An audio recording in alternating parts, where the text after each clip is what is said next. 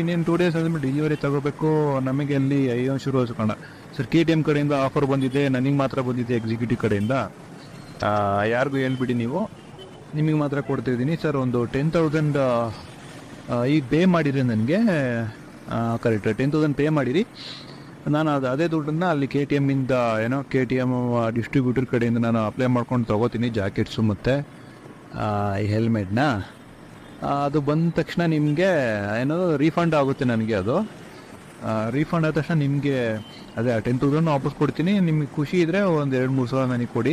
Jacket ಮತ್ತು helmet ನೀವು ತಗೊಳ್ಳಿ. ಅದೊಂದು 15-20 ಸಾವಿರ ಕಾಸ್ಟ್ ಆಗುತ್ತೆ ಅಷ್ಟೇ ಸರ್ ಅಂತ ಹೇಳ್ದೆ. ನಾನು ಇದ್ಯಾವ್ದು ಸ್ಕ್ಯಾಮ್ ಗುರು ಅಂತ ಫೋನ್ ಮಾಡಿ ಹೇಳ್ದೆ, ಮೆಸೇಜ್ ಏನು ಮಾಡಿಲ್ಲ. ಅದು ನಾನೀಗ 2 ಸೆಕೆಂಡ್ ಶಾಕೇ ಆಗೋಯ್ತು, ಏನು ಹೇಳ್ತಾನೆ ಗುರು ಇವನು ಅಂತ.